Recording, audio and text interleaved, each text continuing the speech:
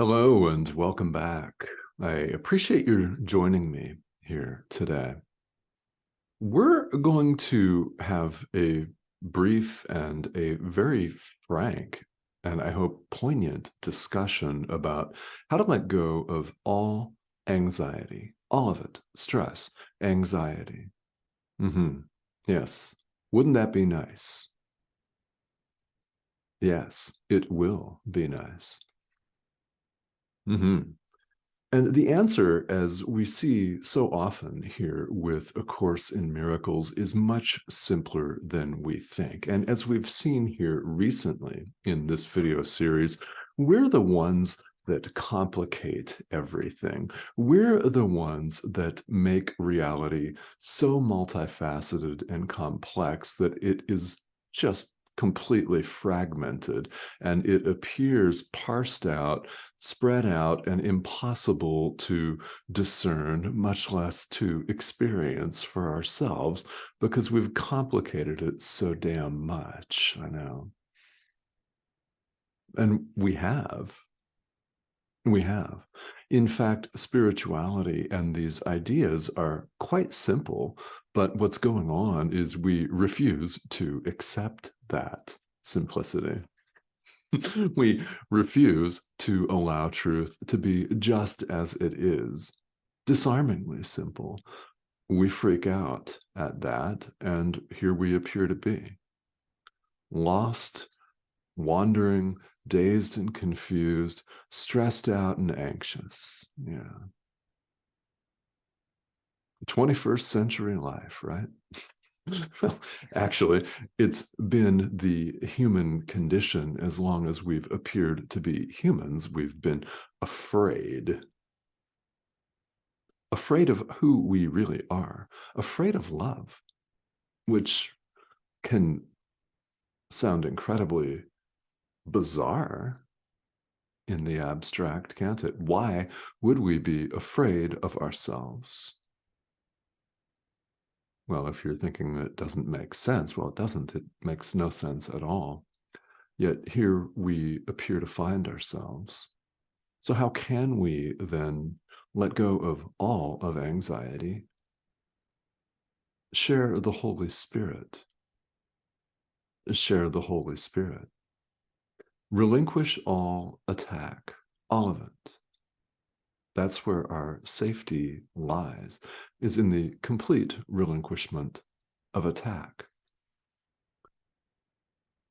Sounds simple, is simple, but let's say some more about that, because this material and this course, if you've not discovered it already, you soon will generate incredibly profound resistance. There is tremendous resistance to accepting truth just as it is. We want to be something else. We want to be someone else. We want to be our identity of who we are at our job or in our career or in our political stance. We want to be one identification, one label, one artificial and wholly arbitrary label after another. We want all of that instead of what really is. No wonder we're stressed and anxious, because all of these illusions are constantly shifting. That's why we experience constant change here in the world. And enter the idea that runs throughout A Course in Miracles, that anything that changes at all, anything that shifts, anything that transforms in any way is not of God. It is illusion, and therefore is not real. Our reality is at home in God, one with God. Spirit, you can call it. That's our reality. So the way we return to this is we remove the obstacles that we've placed ourselves We've placed walls, we've placed barriers between the ego self, which we think is us. This is not me. This is an image on your screen, remember? It is. It's a pixelated image on your screen. It's not who I am, and it's not who you are. So let's repeat these ideas until our mind becomes accustomed to them. And under the guidance of our inner teacher, we learn to accept them. Now, very important practical point, we prove these ideas to ourselves. If you want proof, you can furnish the proof yourself through your own action, through your doing this course, through extending the Holy Spirit to your brother, which is how we guarantee our safety. We're perfectly home and safe in God as it is, but we don't see it. So let's say a little bit more about this. We're in chapter 6, section 3 of the text, which is appropriately titled The Relinquishment of Attack. That's how we de-stress ourselves, is giving up attack by extending the Holy Spirit. We learn what we teach, and we're always teaching. This is an idea that runs throughout the course, and it's very prominent here in this section of the text. We're always teaching. And think about it. It's true. You don't have to turn on a camera and microphone and hold yourself out as a teacher. You don't have to teach in the work world or be a trainer or anything like that. That's not how you have to do it. But we're always teaching. And at the same time, we're always learning. Think about it as how you show up in the world. You're demonstrating, and to teach is to demonstrate. You're demonstrating the thought system that you adhere to, which is, as we've seen, exactly one of two choices. One, the ego. Two, the thought system of the Holy Spirit. One, fear. Two, love. One, ego. Two, God. Characterize that however you want. That's the choice. And we teach one or the other. The beauty of this is we can change our mind. If you're teaching the ego right now, you can change your mind and share love and extend love to your brother instead. This is switchable. You have the free will to switch this choice, and we're invited to do so. When you teach separation, at best, others are skeptical or suspicious of you, and they may be outright hostile. Because when we teach separation, we're afraid. We're doing it from the standpoint of feeling deeply guilty for this perceived separation from God. So we wish to project that guilt. We wish to get it as far away from us as we possibly can. And what better target than someone who's standing right next to you, your brother? It's his fault. It's the government's fault. It's this political party's fault. It's my body's fault. How about that? Experiencing an illness, it's my body's fault, not mine. I'm the victim of the world I see. No, you're not the victim of the world you see. None of us is the victim of the world we see. We've made all of this drama. And in this present moment choice that we're talking about, we can choose to unmake it. That's what we're invited to do. As we teach, we learn. Think of it this way. We're always sharing because we're one. But when we're extending this idea of separation, we're pushing it outward, we're blaming. And how do you feel when you're in the presence of someone who's blaming you, who's lashing out at you? right? Not well at all. And you may feel tempted to shove that right back in their face and lash out and blame yourself and start a conflict. I mean, you could further escalate an already bad situation. And this is what happens if you're the one that is sharing hatred, blame, and fear, other people are not going to react in a kindly way. At best, they're going to want to get away from you, and they'll be thinking to themselves, what a horrible person you are. That's not the message that you'd extend to the Son of God, because it's not the message that you would extend to yourself, is it? Your brother is you. Your brother is you. So as we teach, we are also learning because we're seeing things reflected back to us. If you teach separation, you'll learn that you're separate because others will validate your teaching by reacting poorly to your projecting your hate, guilt, and fear. Now, on the other hand, when you are forgiving and loving, other people are highly likely to respond in kind with love. Or if they don't do that, they will at least calm down and have a more benign attitude toward you. You can diffuse a lot of situations just by being calm and allowing your inner teacher to speak for you and to move through you. Very important. In this way, you're teaching love and your brother shows it to you. So you keep it in your mind. It's strengthened by being given away, and you're learning as you teach. Very important. Teaching and learning are the same.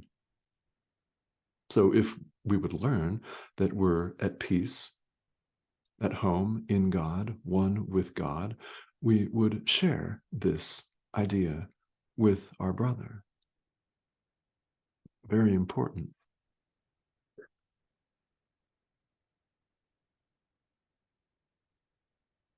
So how does this help us to get rid of anxiety? Well, a mind without anxiety is wholly 100% kind and gentle.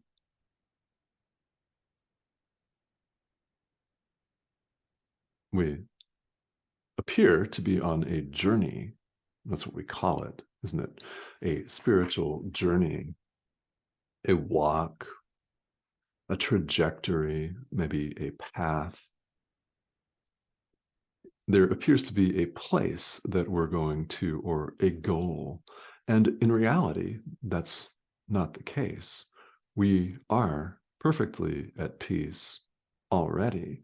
We're simply removing the barriers to our awareness of this, to our experience, to knowledge of God. And the prerequisite for knowing God, returning home, in other words, waking up, is clarifying our perception so we no longer perceive all of these barriers of separation. So a mind that is without anxiety is wholly kind and perfectly safe. Because when we begin to perceive perfect oneness, we realize that we don't need to lash out and defend ourselves because there's no separate other, there's no ego to defend, and there's no separate actor out there. Your brother is not separate from you. God is not separate from you. There's only perfect oneness. And as this begins to dawn in our mind, we drop our defenses. They become wholly unnecessary, and they are unnecessary, but we don't see it that way yet. You will see it that way. Each and every one of us will. When? Well, it's in large part, it's up to us, but I don't know. Who knows when awakening is going to come? For you, it may be in the next 10 minutes. I hope that's the case. And in the event that it's not, we don't know. It might not even be in this particular lifetime. Who knows, right? The question is, what are you going to share in the present moment? Are you going to share the Holy Spirit, love with your brother, or are you going to share fear? Because that is what you'll learn. What are you going to teach? Love or fear? You'll learn that from your brother's reaction and all of the feelings that accompany this teaching and learning exchange, which is going on all the time. Why is it going on all the time? There's only perfect oneness. So, of course, we're interacting. There's oneness.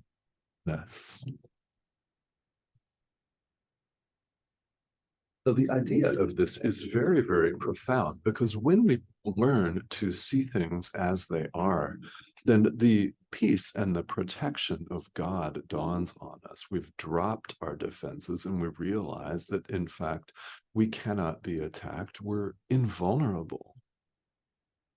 That's why it is a workbook lesson that there is no death. The Son of God is free. Will this thing decay? Oh, yeah. I mean, you could say that it's begun its process, right?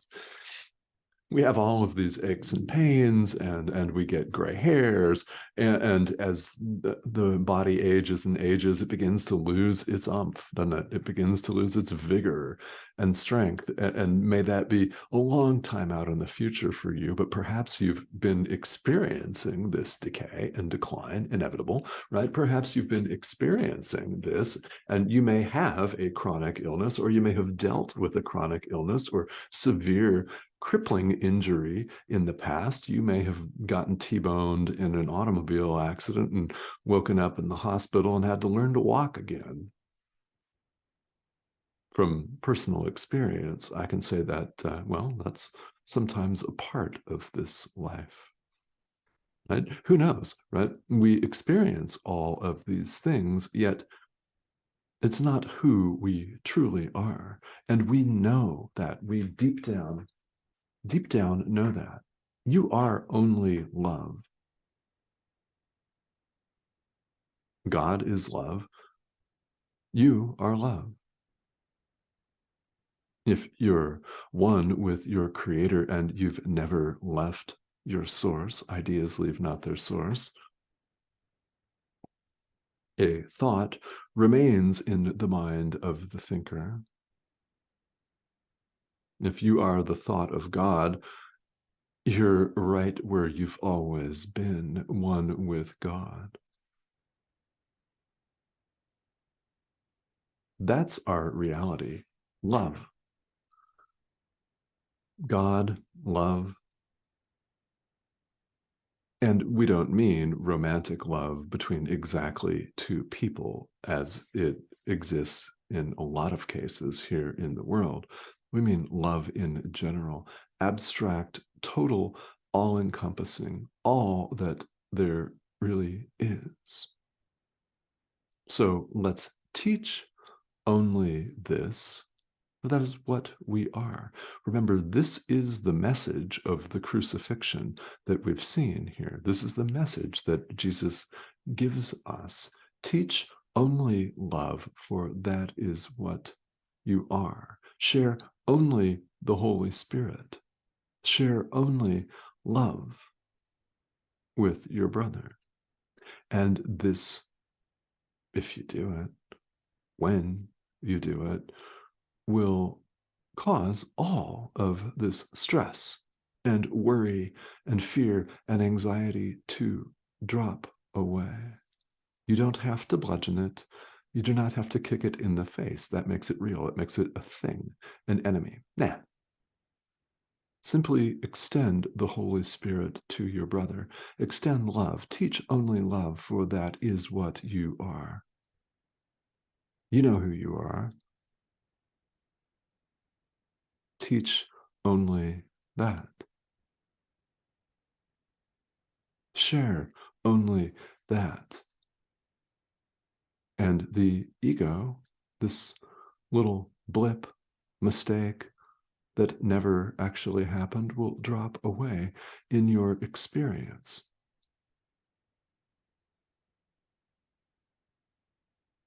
This is what all of this is about. So, in closing, I really invite you to go deep with the simplicity of this, as deep as you feel you can. Will fear arise? Yes. The ego is fearful, and it will do everything to have you go back to the proverbial couch with maybe a bottle of wine or a bucket of beer, some popcorn, some snacks and chips, and a big cozy blanket where you can just cover yourself in fear and hide. The ego would have you return to this round of suffering and perpetuate it over and over again. Yet the Holy Spirit, in his patience, your inner teacher, in your inner teachers, in its and hers, it's his,